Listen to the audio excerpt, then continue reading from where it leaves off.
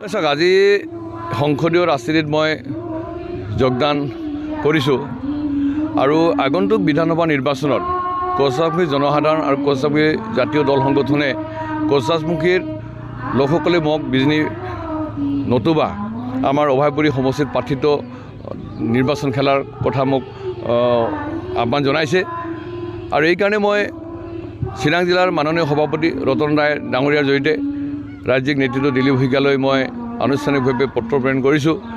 আগন্তুক বিধানসভা নিৰ্বাচনত বিজনী বিধানসভাৰ পৰা মোক প্ৰাৰ্থিত্ব প্ৰদান কৰিবৰ কাৰণে আৰু মই বিশ্বাস যে কেন্দ্ৰীয় আৰু ৰাজ্যিক নেতৃত্বই বা আমাৰ ৰাজ্যিক নেতৃত্বত যিসকল প্ৰভাৰী আছে নিৰ্বাচনী কমিটিত যিসকল দায়িত্বৰত ব্যক্তিসকল আছে তেওঁলোকে মোৰ এই আবেদনখন তেওঁলোকে বিবেচনা কৰি বিজনী সমষ্টিত তেওঁলোকে প্ৰাৰ্থিত্ব প্ৰদান কৰিব।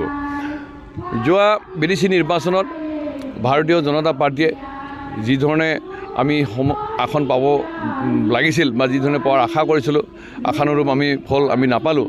আমি দেখিলোঁ যে বিদেশীৰ কোচৰাজমুখী জনসাধাৰণে এক প্ৰকাৰ বিজেপিক প্ৰত্যাখ্যান কৰিলে। জনজাতিকৰণৰ বিষয়টোৰ কথা আছে, কাৰণ 1960ৰ পৰা জনজাতিকৰণ দাবী কৰিছে, এতিয়ালৈকে সমাধান হ'ল। শেহতীয়াভাৱে অসমৰ মাননীয় মুখ্যমন্ত্ৰী ডক্টৰ হিমন্ত বিশ্ব শৰ্মা ডাঙৰীয়াই আজি মন্ত্ৰীগোটৰ প্ৰতিবেদন বিধানসভাৰ মজিয়াত দাখিল কৰিছিল আৰু সেইখনক পাছ কৰিছে।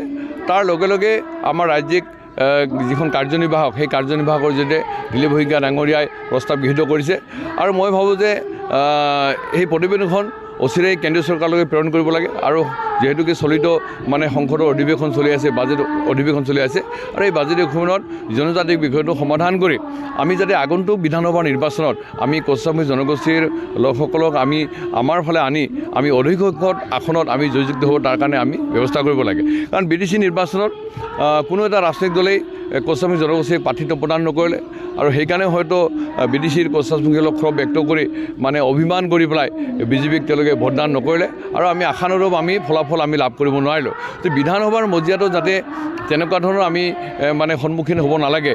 আমি কোচৰাজমুখী জনসাধাৰণক আমি জনজাতিৰ বিষয়টোৰ ক্ষেত্ৰত যে বিজেপি নেতৃত্ব চৰকাৰখনে এটা অগ্ৰণী ভূমিকা লৈছে আৰু কেন্দ্ৰ ৰাজ্যত থকা বিজেপি চৰকাৰ দিনতেই যে কোচৰাজমুখী জনগোষ্ঠীৰ জনজাতিকৰণ সমাধান হ'ব সেইটো নিশ্চিত। সেই কথাটোক আমি লৈ পেলাইও আমি কোচৰাজমুখী জনগোষ্ঠীৰ সংসদীয় ৰাজনীতিত আমাৰ বিষয়বিলাক সমাধান কৰাৰ ক্ষেত্ৰত যাতে আমি উপযুক্ত প্ৰাৰ্থী আমি বিধানসভাৰ মজিয়ালৈকে নিব পাৰোঁ, তাৰ কাৰণেও কোচৰাজমুখী জনসাধাৰণে বিচাৰিছে আৰু মই আশা কৰোঁ আমাৰ কেন্দ্ৰীয় নেতৃত্ব মাননীয় প্ৰধানমন্ত্ৰী আমাৰ মোদী ডাঙৰীয়া, আমাৰ নতুন ৰাষ্ট্ৰীয় সভাপতি নবীন নীতিশ ডাঙৰীয়া, আমাৰ ৰাজ্যিক সভাপতি মাননীয় দিলীপ শইকীয়া ডাঙৰীয়া, মাননীয় মুখ্যমন্ত্ৰী ডক্টৰ হিমন্ত বিশ্ব শৰ্মাই কোচৰাজমুখী জনগোষ্ঠীক আগন্তুক বিধানসভা নিৰ্বাচনত আমাৰ গলগঞ্জ, বিলাসীপাৰা, বঙাইগাঁও, অভয়পুৰী, বিজনী, বাঘশংগুৰি, চৰবক, ভৱানীপুৰ আৰু মানৱ সমষ্টিত কোচৰাজমুখী জনগোষ্ঠীক প্ৰাৰ্থিত্ব প্ৰদান কৰি এই জনগোষ্ঠীটোক ৰাষ্ট্ৰীয়ভাৱে আগুৱাই যোৱাৰ ক্ষেত্ৰত এক সক্ৰিয় ভূমিকা ল'ব বুলি মই বিশ্বাস কৰোঁ। আৰু সেইকাৰণে মই ভাবোঁ যে আগন্তুক বিধানসভা নিৰ্বাচনত বিজনী সমষ্টিত আমাৰ বিজেপি দলে ভাৰতীয় জনতা পাৰ্টীয়ে মোক প্ৰাৰ্থিত্ব প্ৰদান কৰি কোচৰাজমুখী জনগোষ্ঠীৰ লগতে অসমৰ জাতি জনগোষ্ঠীৰ ৰাষ্ট্ৰীয়ভাৱে সেৱা কৰাৰ কাৰণে মোক এটা সুযোগ প্ৰদান কৰিব। নিশ্চিত অসমতো বিজেপি নেতৃত্বাধীন চৰকাৰ হোৱাটো নিশ্চিত। এতিয়া আসন কিমান পাব সেই কথাটোক লৈহে আচলতে বিজেপি তথা আমাৰ মুখ্যমন্ত্ৰী ডাঙৰীয়াই দিনে নিশাই কাম কৰি আছে। গতিকে বিজেপিৰ বিকল্প অসমত কোনো নাই।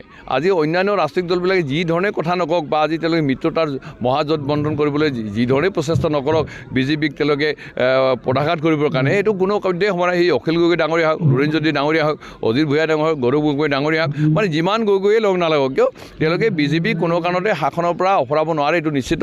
আৰু ইতিমধ্যেই আমাৰ NDAৰ যিবিলাক ৰাজনৈতিক দল আছে সকলোৱে ইতিমধ্যে আমাৰ তেওঁলোকৰ লগত ৰাজনৈতিক কুচকাৱাজ আৰম্ভ কৰিছে। বিভিন্ন সমষ্টিত এক প্ৰকাৰ প্ৰাৰ্থিত্ব বাছনিৰ ক্ষেত্ৰত যৎপৰোনাস্তি আৰম্ভ কৰিছে।